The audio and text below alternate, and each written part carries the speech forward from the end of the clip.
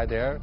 Thursday is a big day for NATO, the most successful military bloc since the end of the Cold War. 70 years ago, the North Atlantic Treaty Organization, known as NATO, was founded as an alliance of Western nations to balance the military power of the Soviet Union. Decades after the collapse of the former Soviet Union and the end of the Cold War, the biggest military alliance is playing down its 70th anniversary celebration, as well as the many disputes among the allies, especially those between U.S. President Donald Trump and the rest. How should NATO deal with disagreements within the alliance? Is NATO's core mandate of collective defense still viable today? And what might the future hold for NATO's unity and enlargement? To discuss these issues and more, I'm very happy to be joined in the Beijing studio by Rick Dunham, visiting scholar from Tsinghua University. We will also talk to Russian defense analyst Pavel Falkenhor through satellite. He is standing by in Moscow, and we'll talk to Fraser Cameron, director of the EU Asia Center in Brussels. That's our topic. This is Dialogue. I'm Yang Rui.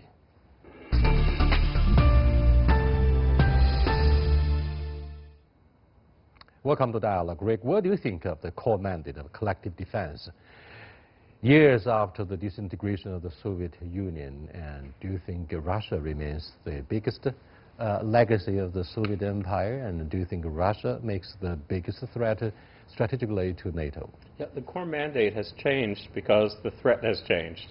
I mean, it was clear when NATO was formed and until the demise of the Soviet Union that was the threat. And the collective defense was designed to protect any NATO nation that might have been invaded. It was designed specifically with West Berlin and West Germany in mind, which was right on the cusp of the Soviet Empire.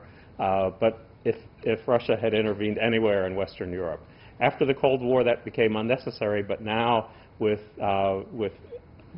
Russia being more aggressive and NATO having expanded toward Russia into some of the former Soviet Union, it again becomes important in case Russia would take military action against a NATO member. Do you think it's the Bosnia-Herzegovina war that had saved the functions of NATO? Yes, in fact, in the post-Cold War era, that and the incursion, the involvement in Afghanistan, but Bosnia-Herzegovina definitely in the former Yugoslavia, because NATO had a mission, and the mission was to stop violation of human rights, to stop ethnic cleansing. Even though it was somewhat controversial in the way NATO handled it, it showed that NATO had a purpose beyond fighting against the Soviet Union or defending against the Soviet Union. Very quickly, you spoke of several major issues. Yes. When we review history of NATO since the end of the Cold War. Right. First of all, what's the background against which the eastward expansion of NATO took place in the early 1990s, during the Yeltsin years? Right. Well, it's history. What happened was the Soviet Union had expanded over its years to absorb formerly independent countries, Latvia, Lithuania, Estonia, Moldova. You had a group of countries along the western rim of the Soviet Union, also Ukraine. Ukraine is a country that has been in and out of history as an independent country. And many of these countries were absorbed into NATO, and Ukraine is asking to become part of NATO.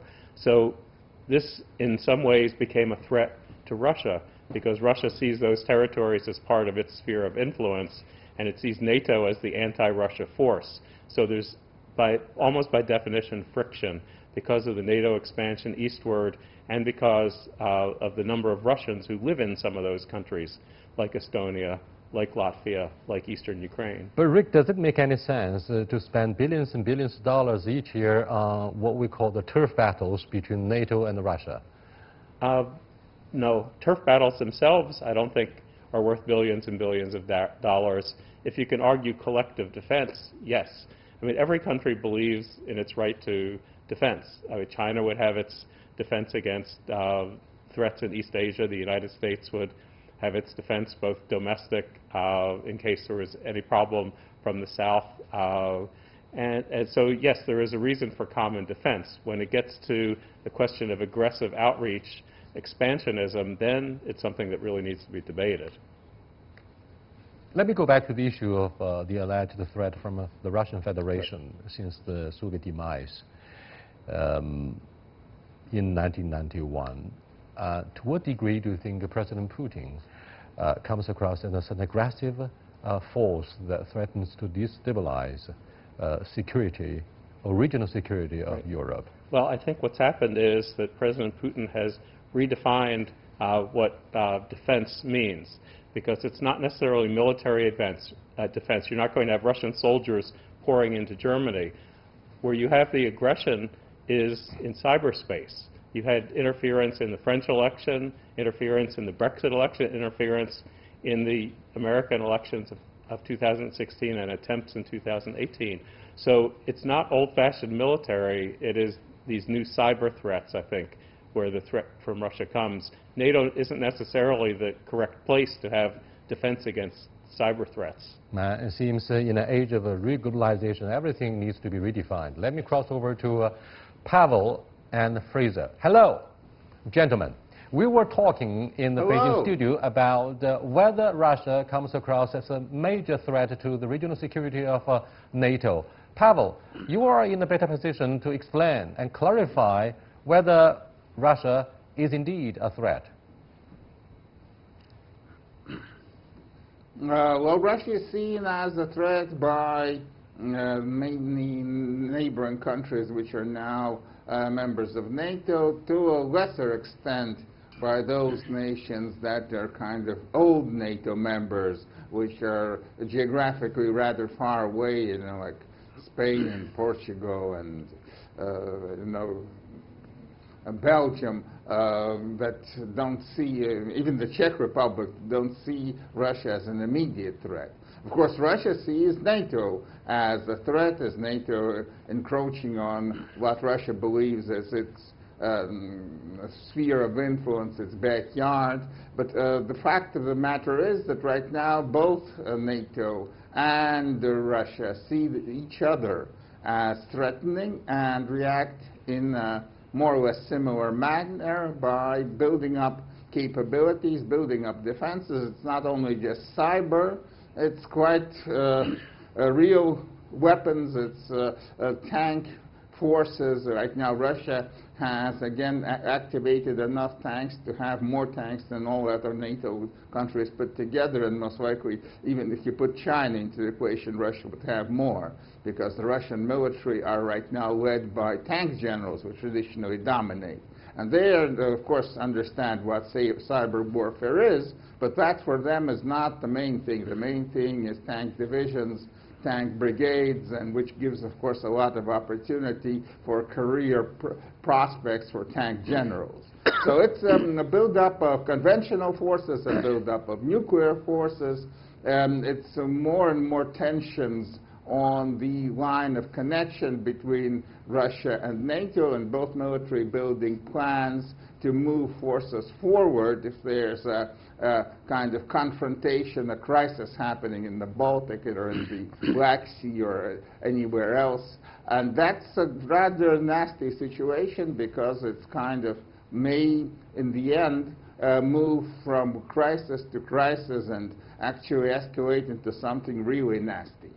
But given the very reconciliatory gestures on both sides across the aisle between the European Union, NATO, and Russia, it seems for observers, Chinese and foreign alike, the United States is more of the problem for European allies at this moment. I'd like to go back to Fraser. Now, Fraser, prospects and legitimacy of NATO largely depends on threat assessment, or is defined by threat assessment. What are your thoughts at this moment? Fraser? Well, Stalin famously asked how many divisions has the Pope, and 25 years after he asked that question, it was quite clear that the influence of the Catholic Church was rather influential in Poland and other countries in bringing about the collapse of communism. So ideas matter as much as tanks. You can't really accomplish very much in today's world with tanks. I think the threat assessment, as one of your previous speakers said, from the European side is largely from proven cyber attacks from Russia on Western democracies, plus actual nerve gas attacks as took place in Britain last year. So, Russia has this capability of interfering, but it has zero possibility of winning any future either armed conflict or arms race with the West. I mean, just remind yourself, Russian economy is the size of Spain. It's actually declining now in terms of this defense expenditure. Its economy is in a pretty bad state. So Putin plays his hand quite well, but he's not going to attack any NATO country because he knows what the consequences would be. But Fraser, you were only talking about the size and the strength of the conventional force. Don't forget Russia is the second nation other than the United States that boasts of a formidable nuclear arsenal that can destroy even the world over and over, turning it into a nuclear winter. Pavel, what do you make of the remarks by Fraser that there's zero possibility for Russians to win any of the conflicts, I mean military conflicts between the two sides? Pavel? Well, that's not how it's seen from Moscow. The Russian threat assessment made by the Russian military more than 10 years ago, they believe that it's working out fine. They predicted that in the 20s a war in Europe is very possible, or in Asia, or maybe even a global war. And Russia has been rearming and preparing and building up forces for such an eventuality, obviously hoping that if Russian forces would be strong enough, that could deter any kind of aggression as Russia sees it. And right now, just about a month ago, the Russian Defense Minister Sergei Shoigu boasted that Russia right now has 136 permanently ready tactical battalion groups. These are separate small tank units the size of a reinforced battalion. NATO, of course, deployed 4 such tactical battalion groups to deter Russia, and Russia has 136. So the Russian military command is not, of course it uses different kind of tactics, diversions and cyber warfare, but that's an auxiliary. The main thing is military might, conventional and nuclear, and if need be, it will be used seen as a preventive measure to say push the Western forces away before they can concentrate on Russian borders. And also, yes, the Russian economy is not in a very good shape. It's not declining, but it's not growing because of sanctions, and it's very important for Russia to get out of this sanction regime. And there are 2 ways to do that. One way is to kind of comply with Western demands and scale down. The other is to increase the tension, like during, say, the Cuban Missile Crisis, come to the brink of a big war, and that would induce the West to negotiate and make concessions. That's called brinkmanship. And right now, Russia is involved in classical brinkmanship, and there's the distinct possibility in the coming maybe even months of direct military skirmishes, at least, between Russian and American militaries in, say, in the Arctic, in the Far East, in the Baltic. That's a distinct possibility. It cannot be ruled out as something that can never happen. Well, the word of brinkmanship is not so popular with countries and politicians in the post-Cold War era. Let's examine the military spending of NATO. That has caused cracks and splits across the Atlantic Ocean. Do you think it's high time, Rick, to establish what is called the Europe Army?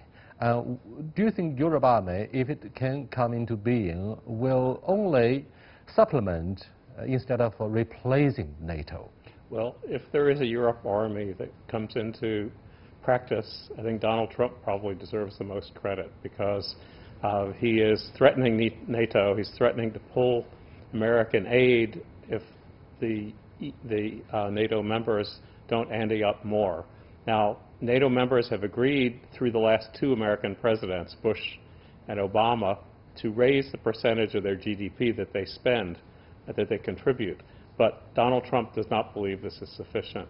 And so I think that that is a threat, and you've already heard the Chancellor of Germany, the Prime Minister of France, the President of France talk about a European army. I think right now it's just theoretical, and it's not going to happen unless Donald Trump wins another term. If it does, I think that that is a possibility, but I do think you still would have NATO. I don't see NATO collapsing, but I see Europeans may want to have an independent force, independent of the United States. The United States has been a reliable partner until 2017.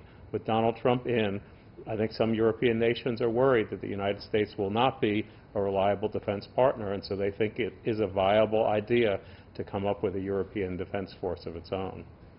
Let me go back to Fraser Cameron. Fraser, none of the European allies support the idea of terminating the Iran nuclear deal, and most of them show their dislikes for the idea of terminating the intermediate range nuclear forces treaty, a hallmark signature that was put to the conclusion of the Cold War. Now, if you put these together in the context of increasing military spending individually for member states of the European Union, as I have indicated earlier, it seems for observers internationally, the United States is will remain more of a problem instead of Russia or any other destabilized forces. In this case, what do you think of the possibility of increasing the military spending shares? Well, the increase in military spending is taking place. If you listen to Jens Stoltenberg's speech yesterday before the American Congress, he outlined how European members were going to contribute together about $100 billion more. And of course, he gave the credit to that to Donald Trump. It's not just a question of increasing military spending. It's a question also of looking at security in the round. And this is where I think, although Germany should be doing more, they also have a good argument in the way they say, well, we must do more in terms of conflict prevention, development assistance, cyber, to deal with these security types of threats so that we don't actually have to use the military equipment. And I think that's a pretty good argument. When it comes to issues like INF and Iran, we're very different here. I mean, INF, the Europeans do not want to see more missiles placed in Europe, but they do recognize that Russia has been cheating on this. On Iran, they're sticking very firmly to their view this deal must be upheld, and we simply have to live with very different views on both sides of the Atlantic on Iran. But I think it was good yesterday that, firstly, there was a good meeting between Stoltenberg and Trump, and secondly, Stoltenberg had a standing ovation after his speech at Congress, and Congress controlled the funding, remember. Well, of course, he deserves credit. I mean, Stoltenberg deserved credit for defending the core mandate of collective defense. That's perhaps Article 5 of NATO Constitution. Having said this, let's look at Turkey, a problem child, quote-unquote, for the solidarity of NATO. Taking Syria as an example, Fraser and Pavel, because the case of Syria involves military assistance from NATO and the military presence of Russia, the menacing forward military presence of Russia with the end of the Cold War outside this territory. First of all, Pavel, why do you think President Erdogan has been regarded as a problem for the solidarity of NATO? I mean, I cite this quote from a Western media report.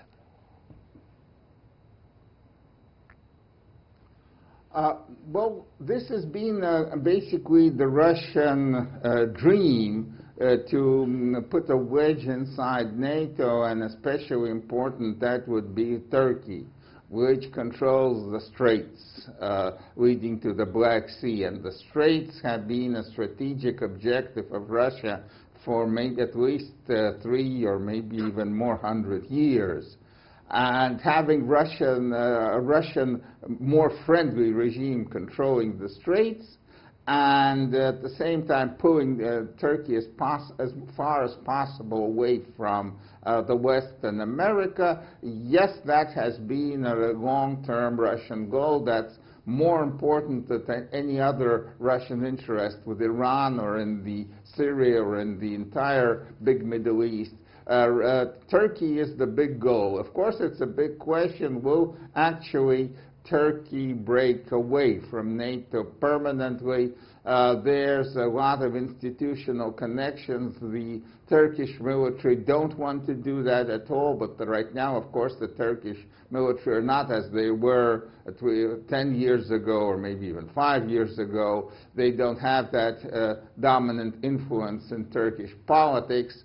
But still, Russia is going to be doing its best to promote better relations with Turkey, hoping that in this zero-sum game, that would mean an advantage for Russia and a disadvantage to the United States. To some extent, that's going to work. We'll have to wait, see how far that goes. Well, thank you very much, Pavel and Fraser. Now, Rick, what do you make of the implications of having this anti-U.S. axis, quote-unquote, composed of Russia, Turkey, and Iran in the Middle East? Do you think issues such as trade, energy, climate change policy, and the Iran nuclear agreement, burden sharing among NATO allies, threaten to divide the United States and its European allies? Well, the answer is yes to that question, but I don't think we can yet say there is an axis Russia, Turkey, and Iran. Russia and Iran, yes. Turkey, I think President Erdogan is carefully playing off each side right now, as Pavel was saying. But I think what the possible threat is two axes. One eventually would include Turkey with Russia and Iran. The other would be Saudi Arabia and the United States. And that is the potential outline of what could be a global conflict if China joined with Russia and Iran, and you had most of Western Europe with the U.S. and Saudi Arabia. I mean, I think it's all theoretical right now, but I do think that that the situation with the Iran sanctions is hurting the United States' interests in that region, because Europe does not go along with Donald Trump, does not believe in ending that deal with Iran having complied with the agreement that was reached.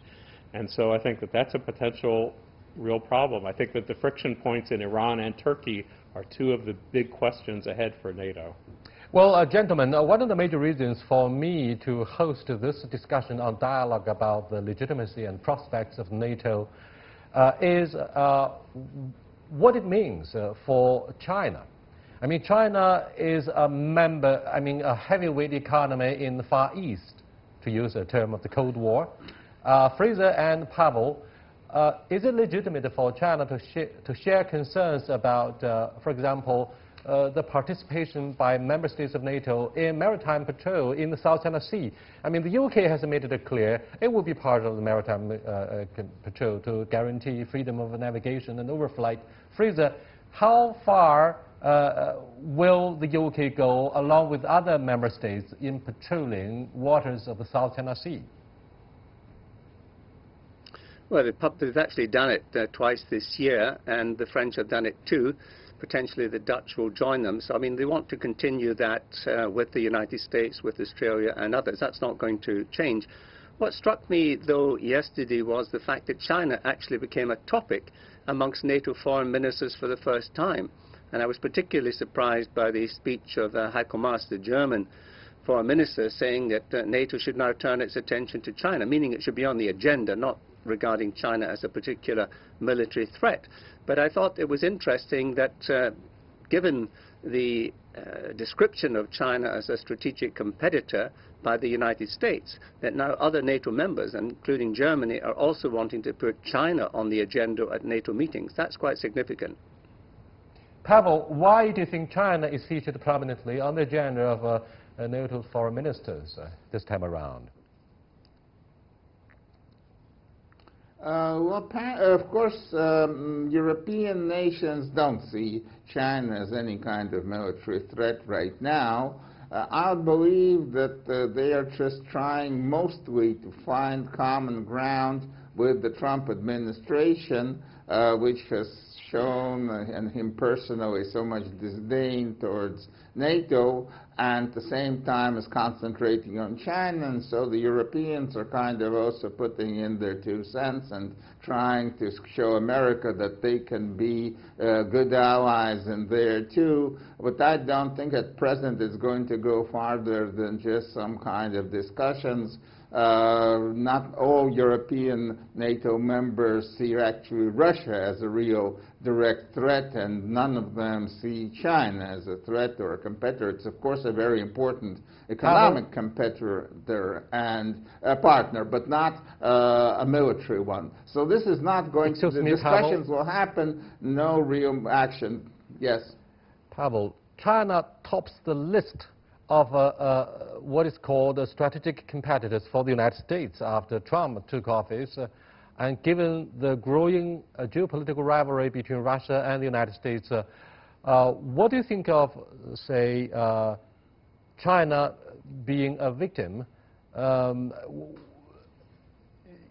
In the renewed global context, what do you think of, say, the alleged small NATO across the Euro-Asian continent, like a Shanghai Cooperation Organization? This regional bloc was built on the platform of fighting 3 evil forces, separatism, extremism, and terrorism. But today, it seems to have been transformed into what the Western media calls a regional defense bloc. Do you think China and Russia share the same view, Pavel?